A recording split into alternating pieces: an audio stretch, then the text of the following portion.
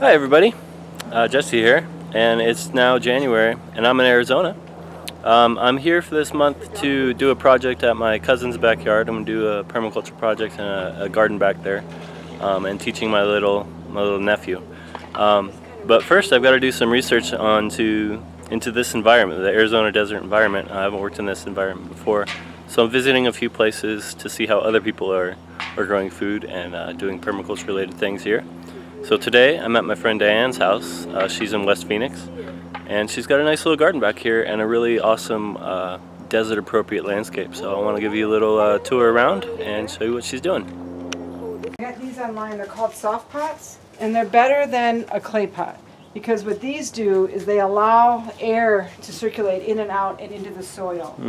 So this is where I plant all my herbs. You know, so I have basil, parsley, oregano, dill.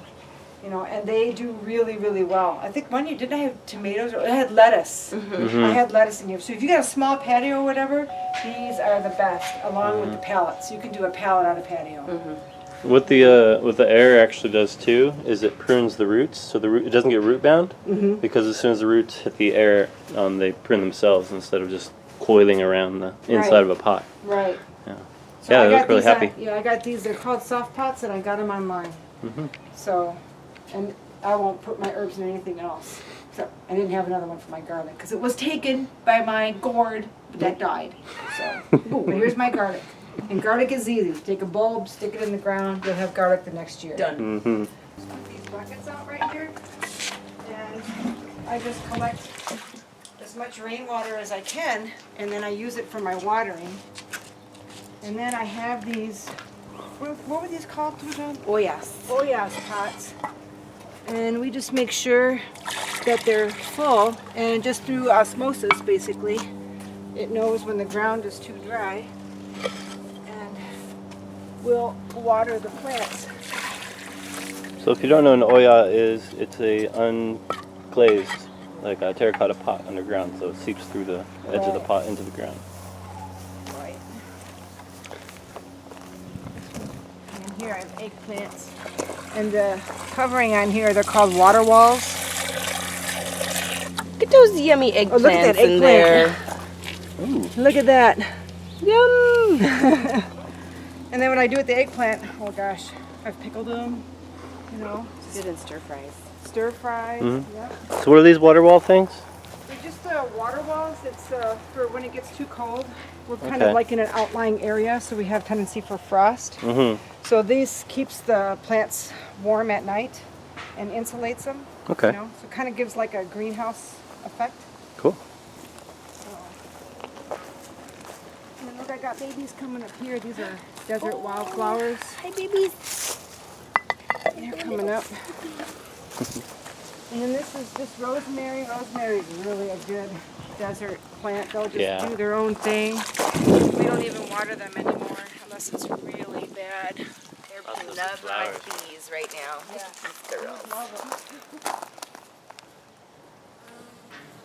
Bees. Bee love. So we can check out this garden here. So what I have is I've got a wildflower garden back there to attract the hummingbirds and bees and insects. And then these are my vegetable gardens. So right now what we have is this is a greenhouse plastic. I actually ordered it as a greenhouse plastic that covers these. And we just keep them covered the whole time. Very rarely do I open it up. Sometimes I'll burp it, you know, open it up, get some air in there, and then I'll cover it up before the night so they can have some heat to generate. So explain about your growing seasons here and why you're using Okay, so the growing seasons, we have two in Arizona. We have the fall, and I planted this mid to late September on all of the vegetable gardens. And then once it starts getting like in the low 40s, upper 30s at night, and we're considered an outlying area, so we have a greater tendency for frost and freeze. So then I cover these for the winter. So when you go in there, it's like this huge, you know, humid, loving area for my babies. And then the second growing season will be pretty much after the last frost, which should be like the end of January, beginning of February. And then we'll plant more, and then different types of plants, you know, so all your leafy vegetables, your squashes, the rooted vegetables, carrots, beets, onions, potatoes. Onions, potatoes will go in the end of the month. And then, but everything else, like the beets, the carrots, kale, chard, lettuce, spinach, I have lavender, and then I have all my companion planting too that I have planted in there. So your seasons are kind of bookended by the too cold and the too hot. yes, Right? Yeah. yes. Okay, so in the summer, everything lays. So I just let the sun just bake the soil, kind of let it replenish itself. Sometimes I'll cover it with the black plastic so that it really bakes. Yeah, solarizes Yep. the soil, gets all the seeds out. Yep. So it's kind of like a four-man greenhouse.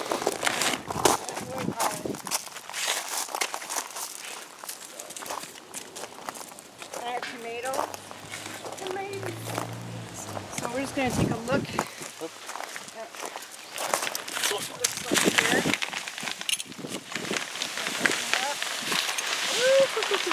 It's so warm. Oh yeah, you can definitely feel the Yeah. warm air coming out of there. Humid too. It is really humid. Yeah. See, this So is what I don't know. I don't know what this is. It looks like that stuff that's in your backyard, Chili. Yeah, it does. I don't know. I think this might have to go Yeah, not edible. because it's all back there too. Oh, look who's in here. Is that a cucumber? It's written right here. So I've got lettuce, kale, and spinach. That could be another eggplant. Squash? There was orange squash that was Oh, planted okay. here. So that's a self-seeded Yeah. one. So they basically died off on their own. Sometimes they don't like this too humid, and so they're kind of fickle. But we have spinach, and this is kale. I got lemon balm, lavender. Your lavender? These are cosmos. Yeah, I know the lavenders is the best they've ever done. And of course, all this clover. Look at got the lettuce coming up now. Yeah, so you have like living mulch going on Yeah. there with the clover. So yeah, the clover is great. It puts that what is it? Nitrogen. Nitrogen back into the soil. This looks like, Look at the is that spinach. the spinach? Yes. Oh, it's The Spinach spinach in there. has just started coming up. Yeah. So this, and then over here, I have the peas are doing. They're loving this. The peas are doing great. Look at this. This is the best they've looked. So you just filled pallets up with soil, huh? So I did. It's off the ground. This is completely It is off the ground, and so this is just basically landscapers fabric. Yeah. fabric, and I just lined it with the heat-treated pallet, and then I just filled it up with Yeah. soil that I mulch myself. Cool. Yeah, the pallet itself seems like it acts like a bit of a mulch because there's very little soil actually exposed. Yeah, and I bet the wood keeps some of the water in. Yeah. Yep, Yeah. it does. Cool. And then there's these are the beans. sunflowers. There's the sunflowers. They're kind of yeah. gone. They look magnificent, like they were Right. magnificent. And so the beans are coming back now too. I had to trim them all back. They were done, and now they're coming back. You can see how they're just wrapping around and happy. Oh, yeah. Happy beans. Happy beans. So, what are these for? When you These, have the... when I have this off, these are for the birds. You know, so birds don't like me going around, and so they'll slam next to each other, make noise, keeps the birds out. It's better than netting, you know, but sometimes I have to go to netting. But that's what those are for. Yeah. So you come out and burp these every day so it Not doesn't every get too day. hot? Not every day, just when it's warmer? Yeah, not every day. Today's not a bad day because it's kind of warm. Ooh. Look at these. For the tomatoes, so these are all Romas. Romas are great for canning. Good for sausage. Good for sausage. Yep. And they just planted in tires. They like it. And tomatoes have a deep, deep taproot. So wherever you plant tomatoes, you want to have something that's really tall that they can have that taproot go down. Beautiful. Yep. Very happy. Very happy. And then this other one is different. So you can see, I mean, it doesn't look like a typical garden. Everything's just kind of you know, everywhere. It's a polyculture. It's not an imitation farm. You got Right. it's an imitation Lush and meadow. vibrant and alive. Look at this clover, and I didn't even plant this. It's just spreading out on its own. Huh? Yeah. That chick, what is that? That chick? Chickweed. Yeah, that's edible too. Chicky weeds. Is this plantain This or looks is like this? no. I don't know what that is. That's just coming up. It's not plantain. Oh, it's that's a loco weed. This is Jimson. Yeah, Jimson. Yeah. Yeah, we'll probably have to pull that. Do you have to take the sides off? No. Let's see. It's just this.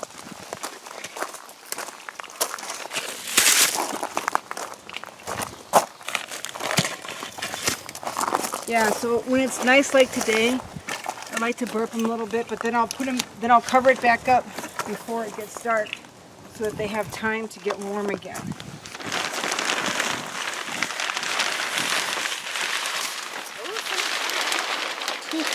Yeah. It's splashed. Wow, this is the broccoli. Oh. This is broccoli the broccoli. Yeah. Yep. And look at my beets. Oh my gosh. Look how happy they are. Oh yeah. That is beautiful. Oh my gosh, they're doing great. And then the onions, Got mint back a there. lot of times, yeah, so mint, the onion, the lavender, all good for keeping out like ants and stuff like that. So Oh, you just yeah. use the companion planting to, That broccoli is so happy. yeah, look at that. Wow. Really nice. Hello. And then all the nasturtiums. And I did have, carrots did start here, but now I can't find Oh, here's them. one. Oh, yep, we got one. Yep. I'm going to get a carrot. Oh, those things. You've got some sweet clover going on here too. Yeah. This one, which one is the sweet clover? This is sweet clover. Oh, is that what that is? Mhm. Oh Okay. yeah, yellow This sweet isn't- clover. It's yellow or white. It's Yeah. you can't tell till it That's what that flowers. is back there then, right? Mm. No, that's not Mhm. it. That's something else. Yeah, it's something different. I don't But know this what is that really is. good for blood conditions. Actually. So here, oh look, the tomatoes. Oh, we got red tomatoes. Okay. Oh, there's one on the ground right here. Whoop. Oh, hello. Yep. I'll probably have to. Oh, and these are ready to go. So you got tomatoes in January. Oh, something's been Yeah. happy with it though. But still, tomatoes in January Tomatoes in January. in Arizona. Yep. Look at that. Something's kind of going at them. Yeah. Get it off the ground. So what are your big like pest problems in here? Cutworms. Sometimes we'll get the tomato worms that are in here. If I catch them, I can spray them right off. I do Just have with a the hose? natural, yeah. Mhm. I do have a natural, like bug things, like you put in garlic and red pepper, and you know, you just kind of make this whole concoction vinegar, Yeah. and you just spray the area. Mhm. You know, but it looks really good right now. I mean, look, there's still baby tomatoes in here. There's a couple. There's another one here. Oh, there's a whole branch back here. Yeah. And I get these little, like this. It's like these little black bugs. Oh yeah. And you just spray. Neem is natural. Yeah. So Yeah. you just spray it with neem, and that seems to help. You But know? overall, with like the random nature of your garden, it kind of confuses pests as well, because they can't just find all the carrots at once, all Right. the tomatoes at once. They gotta walk through all this and That's gets gourd. lost. It's a gourd. Oh yeah. How's a carrot? I got a gourd. Look at it. It's in the back. Oh yeah. There it is. Oh my gosh! That's my first gourd. Yeah. That's awesome. That's my first gourd. It looks like your onions back here are happy too. Are these green onions? Yes. And those are really good. They keep the pests like ants and stuff like that out, Uh-huh. you know? And your mint is still acting as kind of a barrier over Yes. here, right? Yes. So Back there. nasturtium is edible. We know that. The mint, make a lot of tea. Yeah.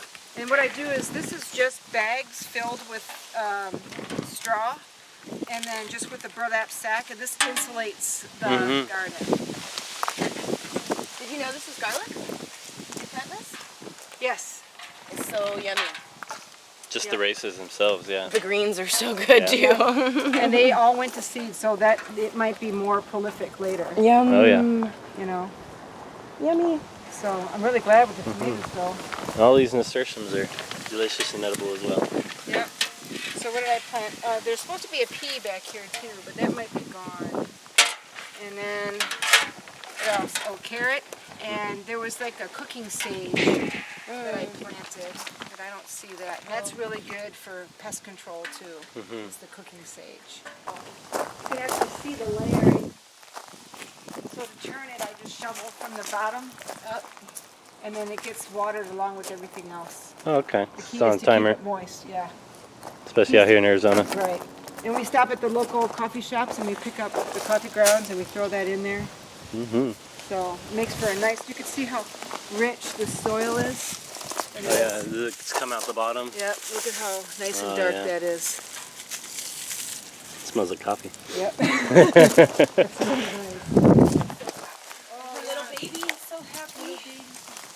California white sage, believe it or not, is growing in here. She planted this from seed as well. Yeah, it was just a couple years ago, right? When we planted Probably seed? about 4 years now. Okay. Yeah. Yeah, And then a new one is coming up on the other side.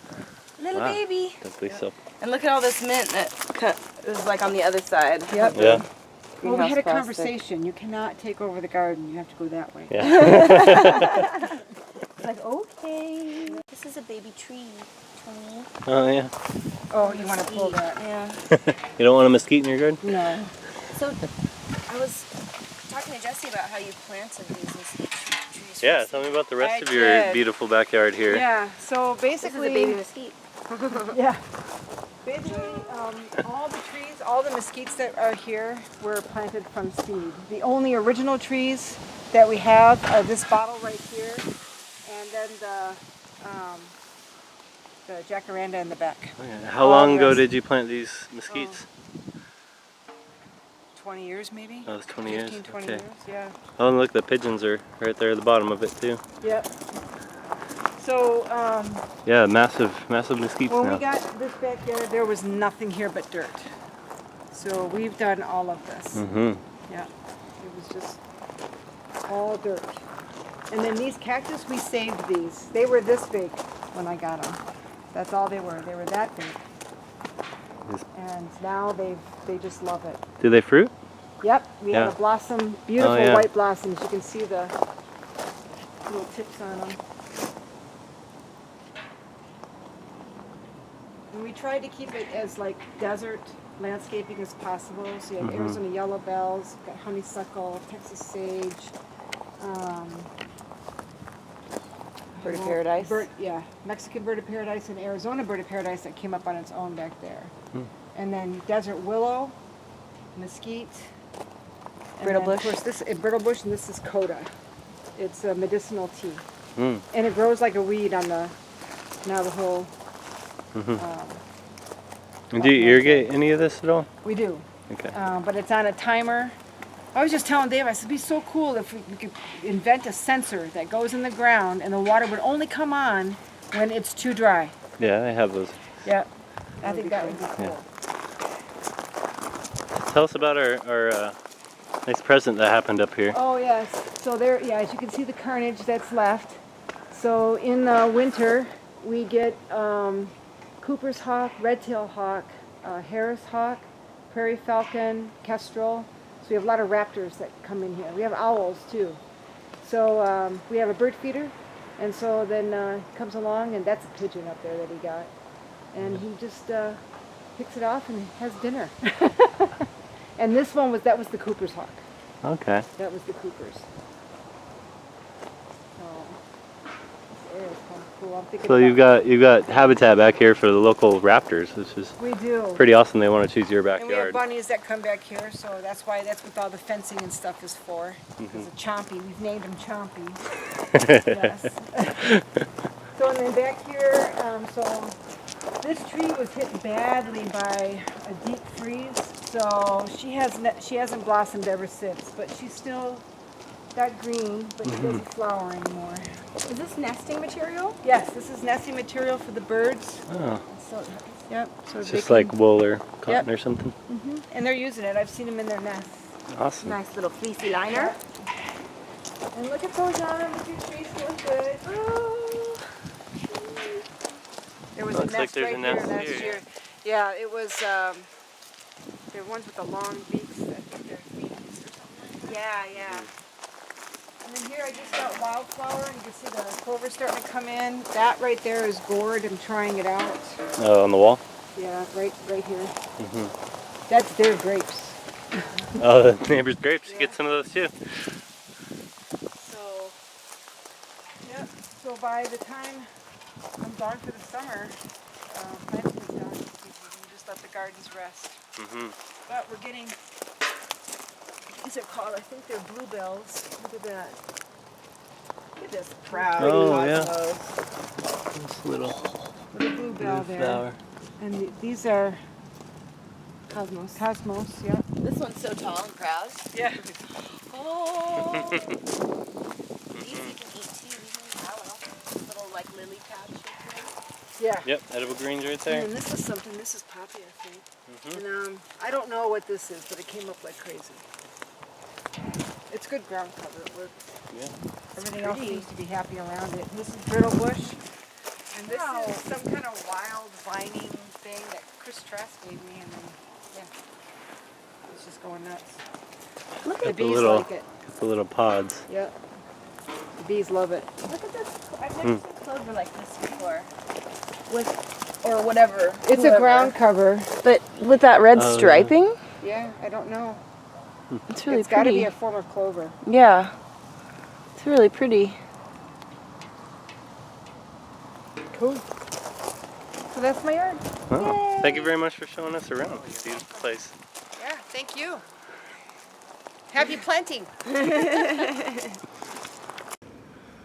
So as I said at the beginning of this video, I'm right now in the observation phase of this permaculture project here in Arizona, observing the environment, observing others and what they've done and how they make it work in this kind of a challenging environment. There's excessive heat in the summertime, excessive cold in the wintertime, and not a whole lot of water.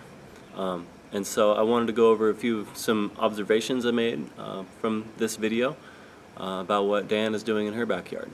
The first one is rainwater is collected, and it's done in a very low-tech manner, just basically buckets under the spout. And then she's using water-saving irrigation techniques to water her plants, like those Oyas, those unglazed terracotta pots underground, to make use of every single drop of that water and not waste any of it.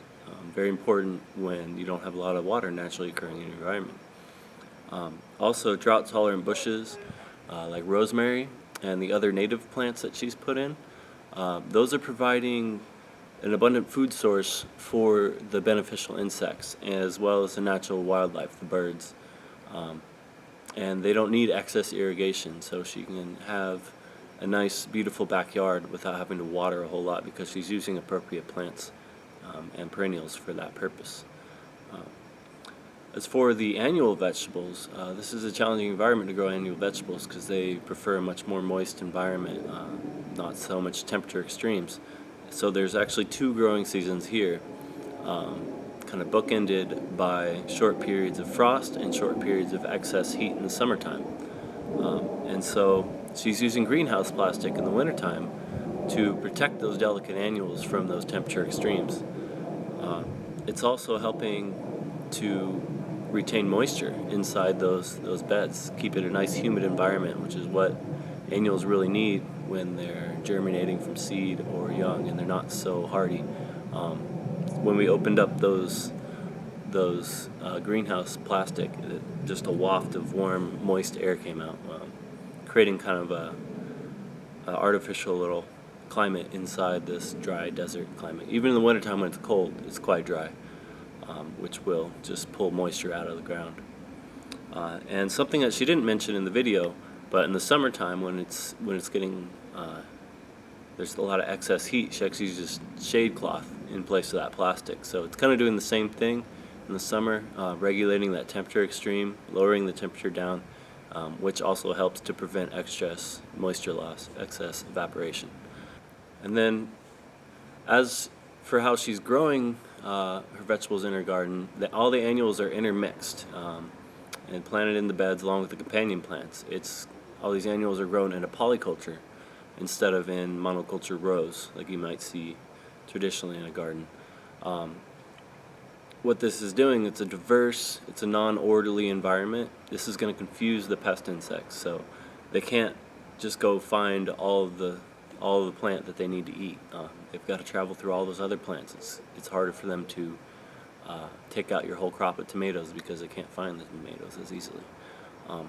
It also provides habitat. All those companion plants provide habitat and food for the beneficial insects. They actually need a pollen source for their food, as well as eating those pests. So you say you have ladybugs in your garden, they're going to eat up all your aphids, but as soon as the aphids are gone, if they don't have pollen to eat and a safe place to be inside those companion plants, they're going to leave.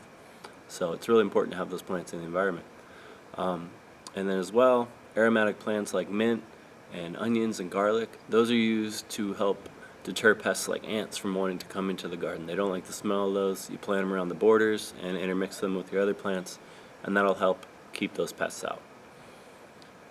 Another thing I saw in those beds is clovers being used all throughout the whole garden, all those garden beds, as kind of a living mulch. And so it's retaining moisture into that soil while at the same time fixing nitrogen and helping to fertilize those plants. So clover is a really excellent, beneficial plant to have in your garden. It's multi-use, which is a great permaculture plant.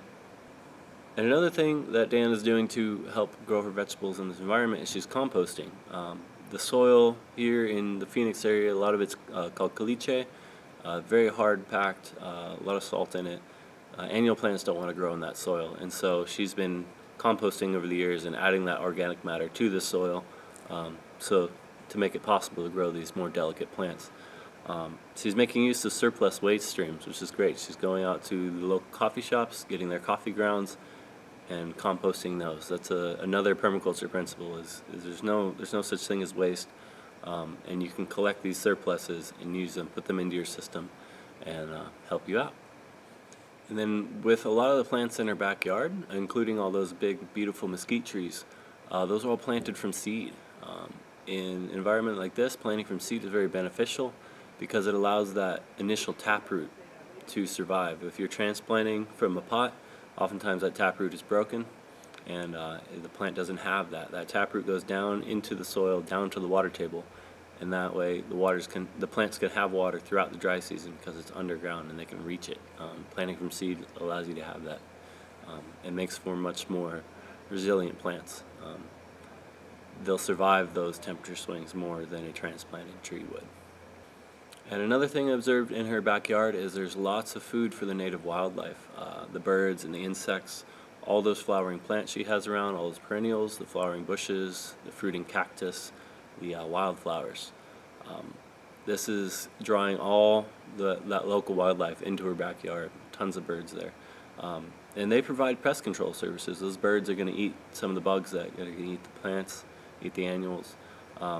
And you know, sometimes you have a lot of birds that can become pests themselves, but because the